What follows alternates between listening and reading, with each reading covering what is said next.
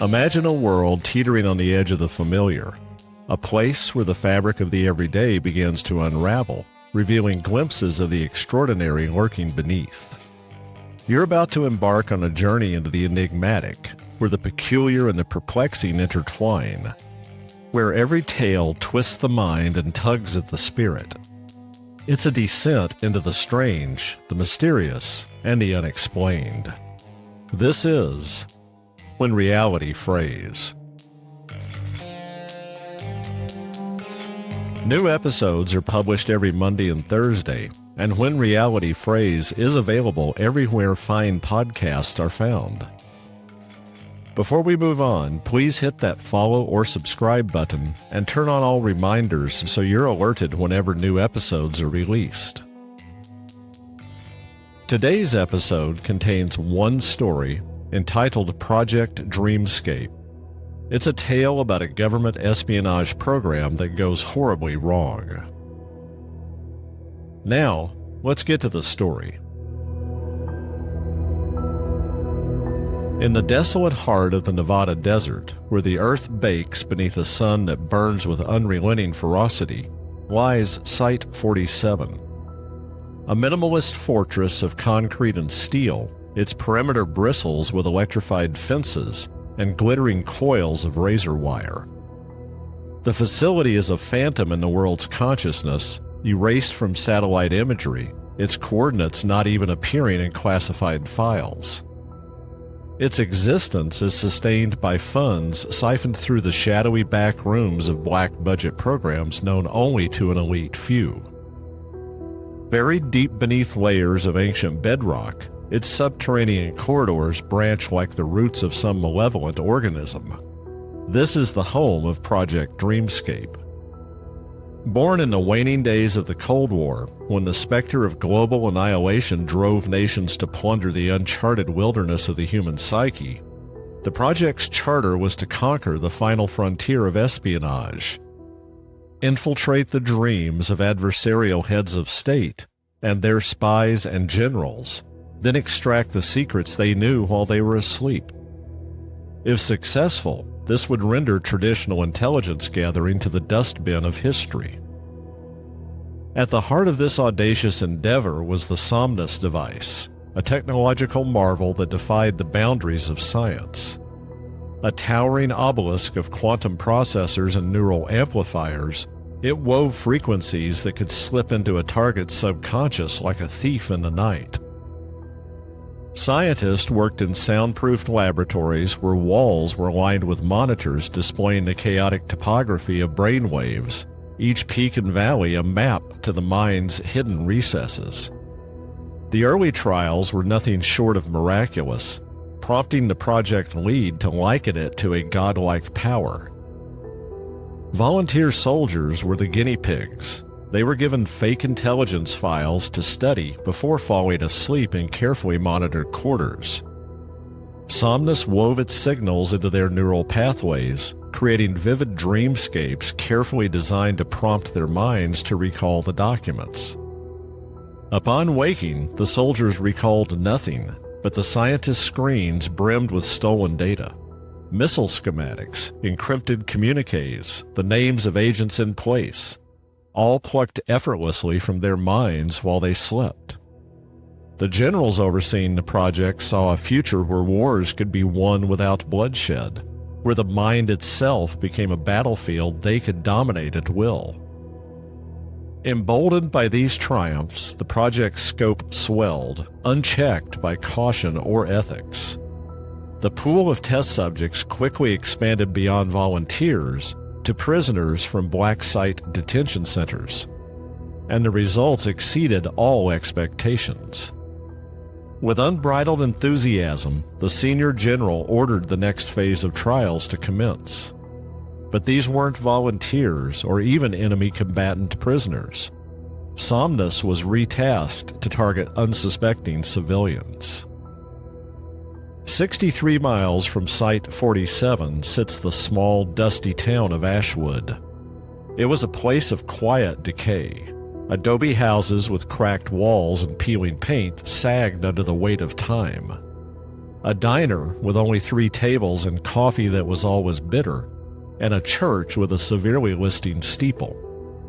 Its residents lived lives of unremarkable routine, their days blending into one another. As the device's power was amplified, the first threads of the catastrophe began to unravel. Somnus tendrils slipped into every sleeping mind, weaving a web of influence with artificial dreamscapes that defied comprehension. In one night, the scientist learned who was cheating with who wanted to kill a spouse or neighbor, and who had already done so but had never been caught. The scientist, intoxicated by their godlike control over the subconscious, ignored the mounting warning signs. The earlier test subjects waking with trembling hands, prisoners muttering of a shadow that stalked their dreams, and anomalous neural patterns fluctuating in an alarming manner. In Ashwood, a mechanic abandoned his garage, his tools scattered like relics of a lost civilization, his gaze fixed on a horizon that he chased out into the desert, never to be seen again. A schoolteacher collapsed mid-lesson, her chalkboard defaced with frantic sketches of twisting corridors, their paths leading nowhere. Children's laughter was silenced, and their playgrounds were empty. They filled sketchbooks with images of a crimson sky bleeding over a labyrinth of endless passages, and a silhouette, heavy with malice. By the second week, Ashwood began to fray at its seams, its fragile social fabric torn apart by a creeping terror. Families boarded up their windows, convinced their neighbors could hear their thoughts, or, worse, were no longer themselves, but something darker. A grocer attacked his wife with a kitchen knife, screaming that she was the shadow. The local clinic buckled under a deluge of patients, their symptoms defying medical science. Insomnia that stretched for days, leaving eyes bloodshot and minds frayed.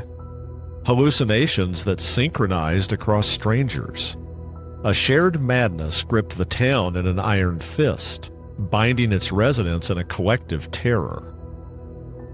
At Site 47, reality tore through the scientist's hubris. The Somnus device hadn't merely infiltrated dreams. It had forged a psychic network, a collective dreamscape where thoughts, fears, and memories bled into one another, creating a feedback loop of terror that grew with each connected mind. The silhouette, they now hypothesized, was no mere glitch, but a manifestation of the collective subconscious, a shadow born from the device's amplification of primal dread. Perhaps a sentient entity birthed from the raw material of human fear. And it was growing stronger with each mind it claimed, its whispers evolving into commands that drove the weak to despair and the strong to violence. They tried to shut down Somnus, but the machine wouldn't respond to commands. Its signals had become autonomous, resonating through the atmosphere like a contagion. Ashwood's collapse was swift and apocalyptic, a town consumed by its own nightmares. Riots erupted under streetlights that pulsed red, mirroring the crimson sky of the shared dreamscape, their light casting an unnatural glow over streets littered with broken bodies. Families turned on each other, driven by a paranoia that their minds were no longer their own, that their loved ones were vessels for the shadow, their eyes glinting with something not quite human. The pastor, once a pillar of solace, led half the town into the desert, their footsteps carving a spiral into the sand as they chanted of a darkness that haunted their sleep, their voices rising in a fevered hymn that echoed unnaturally across the dunes, as if the desert itself were answering. Emergency responders, dispatched from distant cities, found a town unraveling. Cars abandoned with doors flung open, their engines still running. Windows shattered into glittering mosaics that reflected the chaos. The military descended in force, their black-clad units moving under the cover of night. Ashwood was sealed off, its perimeter ringed with barbed wire, hazmat tents, and armored vehicles. The official story was a chemical spill that demanded immediate quarantine, a lie crafted to keep the world at bay. Residents were herded into unmarked vans, their protests ignored, their screams of the crimson sky, the labyrinth, and the shadow swallowed by the night. Those who resisted were silenced, permanently. The government's response was a masterclass in erasure, a surgical excision of truth so thorough it rewrote reality itself. Site 47 was evacuated in a frenzy, its corridors stripped bare of equipment, its servers reduced to molten slag and sealed deep within the facility. The Somnus device was dismantled, its pieces crated and loaded aboard heavy-lift Air Force planes that whisked it away under the cover of night. Ashwood itself was obliterated, its buildings bulldozed into rubble, its streets paved over with a gleaming highway that led nowhere. All that was left was a sterile ribbon of asphalt that served as a tombstone for a town the world was meant to forget. The cover-up was meticulous, a tapestry of lies woven with ruthless precision. Official reports spoke of a rare neurological plague brought by the mysterious chemical that had spilled. Survivors were scattered across the country and confined in asylums. Their ramblings were dismissed as psychosis, and their medical records were rewritten to erase any trace of the truth. Autopsies were forged, death certificates falsified, and entire families were erased from public memory, as if they had never walked the earth. The media, fed a steady diet of curated falsehoods, moved on to fresher tragedies, and Ashwood faded into obscurity, a ghost town in a world too distracted to ask questions. Yet the echoes of Project Dreamscape refused to be silenced, their resonance lingering, defying containment. In distant cities, people who had never been within 1,000 miles of Nevada carried a wound that would not heal. A nurse in Florida woke nightly, her pillow soaked with sweat. In her dreams, she was trapped in corridors that twisted into infinity, the silhouette waiting at every turn. A trucker in Virginia sketched the silhouette obsessively on diner napkins, convinced it watched him even in the daylight.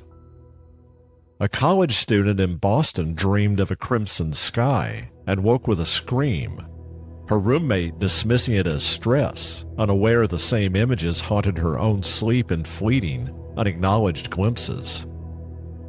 On encrypted forums and dark corners of the internet, they found each other, their posts dismissed as conspiracy or delusion by a world unwilling to listen, yet their stories aligned with chilling precision. The labyrinth, the shadow, the whispers that never fully faded.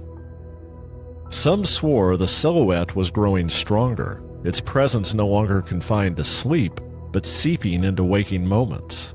A flicker in a mirror, a shadow that moved against the light, a sudden chill in a room that should have been warm, a voice that whispered their names in the silence of the night.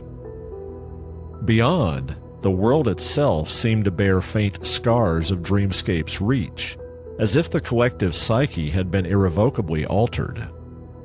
In rural towns far from Nevada, clusters of unexplained insomnia emerged, their residents reporting fleeting visions of a crimson sky, their doctors baffled by symptoms that mirrored Ashwood's plague. In cities across the globe, graffiti began to appear, twisting corridors, faceless silhouettes sprayed on alley walls and subway tunnels by artists who claimed the images came to them in dreams. Scientists unaffiliated with Site 47 reported anomalies in global neural studies, faint patterns that suggested a shared disturbance in the collective psyche, a ripple in the fabric of human consciousness that defied explanation. The government, ever vigilant, monitored these ripples with ruthless efficiency, their agents infiltrating forums, discrediting witnesses, and erasing evidence with the same precision that had buried Ashwood. Yet the whispers persisted in the spaces between waking and sleep, in the fleeting glimpses of a shadow that refused to die. Decades later, Site 47 remained a dead zone, its perimeter patrolled by drones, their sensors tirelessly scanning for intruders who never came. The facility's concrete was cracked by the desert's relentless heat, its gates rusted but unyielding, but its subterranean chambers remained sealed, a tomb for secrets too dangerous to unearth.